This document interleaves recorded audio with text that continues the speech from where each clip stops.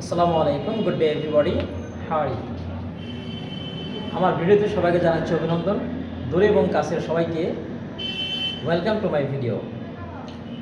আজকে আমরা উচ্চারণের একটি গুরুত্বপূর্ণ অধ্যায় নিয়ে কথা বলবো, সিলেবিক কনসোনেন্ট। ইংলিশ উচ্চারণের ক্ষেত্রে syllabic consonant it's very important part. Syllabic কনসোনেন্টটা হলো, একটু দেখি সিলেবিক কনসোনেন্ট জিনিসটা কি। সিলেবিক কনসোনেন্ট অর্থাৎ এই যে স্যাম্পল এই জিনিসটুকু উচ্চারণ করতে গেলে আমাদের লাস্টে উচ্চারণ হচ্ছে প আর হচ্ছে ল। প ল সিলেবিক কনসোনেন্ট, এই ল হচ্ছে সিলেবিক কনসোনেন্ট। ইর উচ্চারণ কিন্তু এখানে হচ্ছে না, ইর উচ্চারণ হবে না, লাস্টে ল উচ্চারণ হবে। এই ল কে বলা হয় সিলেবিক কনসোনেন্ট।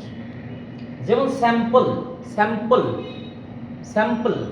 তাহলে ল উচ্চারণ হচ্ছে লাস্টে, কিন্তু লেটারটা ই আছে, এর উচ্চারণ না হয়ে লর উচ্চারণ হচ্ছে। এই ল কে বলা হয় সিলেবিক কনসোনেন্ট। সিলেবিক কনসোনেন্টের গুরুত্ব আছে অনেক আমাদের উচ্চারণের ক্ষেত্রে। বিভিন্ন ধরনের ইংলিশ উচ্চারণের ক্ষেত্রে সিলেবিক কনসোনেন্ট এই ব্যাপারটা খুবই ইম্পর্টেন্ট।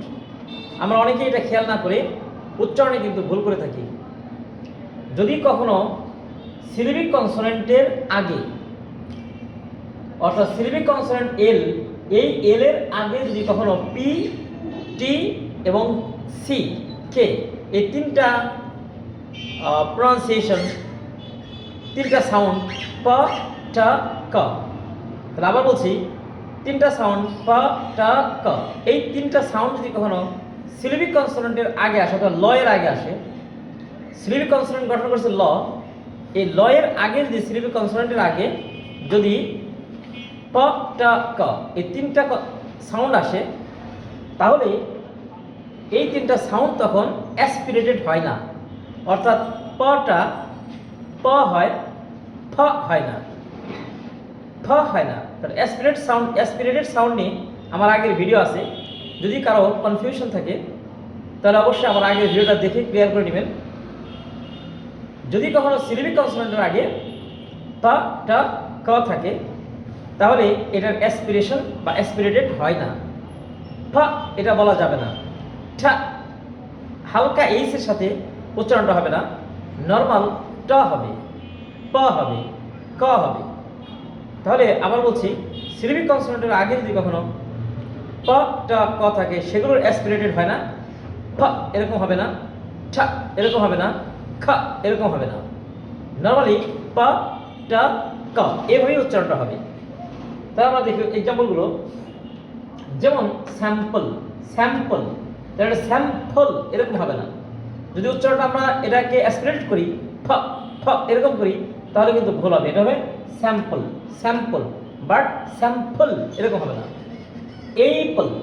এইপল, যদি এটা পি আছে, বাট এই পিটা অ্যাসপিরেটেড হবে না, নর্মাল উচ্চারণ হবে এইপল, নট এইফল, এরকম হবে না। সাইকেল, তাহলে সাইকেল, এটা লাস্টের সাইকেল, এটা সাইকেল হবে না, সাইকেল। লিটল, তাহলে লিটল, এটা লিটল নর্মাল লিটল হবে, লিটল এরকম হবে না, লিটল মানে এটা অ্যাসপিরেট হবে না, টি এর অ্যাসপিরেটটা এখানে হবে না, নর্মাল হবে লিটল। মিরাকল, আরেকটা শব্দ কি মিরাকল, তাহলে মিরাকল, এটা মিরাকল হবে, মিরাকল এরকম হবে না, এটাকে আমরা কখনোই অ্যাসপিরেটেড গঠন করবো না। জেন্টল, তাহলে আমরা বলবো জেন্টল, নট জেন্টল এরকম না, জেন্টল। তাহলে নিয়মটা কি হলো আবার একটু বলি। অ্যাসপিরেটেড সাউন্ড নিয়ে আমাদের সিলেবিক কনসোনেন্টের আগে যদি কখনো প, ট, ক থাকে, সেগুলোর অ্যাসপিরেশন হবে না। 2 নম্বর, যদি কখনো কোনো একটা শব্দের মাঝে প, ট, ক থাকে এবং এগুলোর উপরে যদি কোনো স্ট্রেস না থাকে, তাহলে এটার অ্যাসপিরেটেড হবে না। যেমন হসপিটাল, এটা এই পিটা পি হবে, এই পি উচ্চারণ পি হবে, হসপিটাল নট হসপিটাল এরকম হবে না, এটা হসপিটাল। ক্যাম্পাস হবে না, ক্যাম্পাস, এই পটা অ্যাসপিরেটেড হবে না, ক্যাম্পাস। বিউটিফুল, এই টিটা নরমাল উচ্চারণ হবে বিউটিফুল, বিউটিফুল না, বিউটিফুল, বিউটিফুল। 3 নম্বর নিয়ম হচ্ছে, আরেকটা জায়গায় আমাদের অ্যাসপিরেটেড হবে না, যদি কখনো শর্ট ভাওয়েল থাকে, short vowel, short vowel P এর পরে, টি এর পরে অথবা সি এর পরে যদি কোনো শর্ট ভাওয়েল, শর্ট আ, একটা শর্ট আ এই সাউন্ডটা থাকে, যেমন PER এর একটা শর্ট আ আছে, পা, আ, হালকা আ, তাহলে এটা পারফরমেন্স হবে, পারফরমেন্স হবে না, ফা হবে না। এই পিটা অ্যাসপিরেটেড হবে না, ফা হবে না, পারফরমেন্স। টি এর পর একটা ও আছে, এটা শর্ট আ, একটা শর্ট ভাওয়েল সাউন্ড আছে, এজন্য এই টিটা ঠ হবে না, টুগেদার, এটা হচ্ছে টুগেদার, নট টুগেদার এরকম হবে না। এখানে কন্ডিশন নট কন্ডিশন, এটা কন্ডিশন হবে না, কন্ডিশন।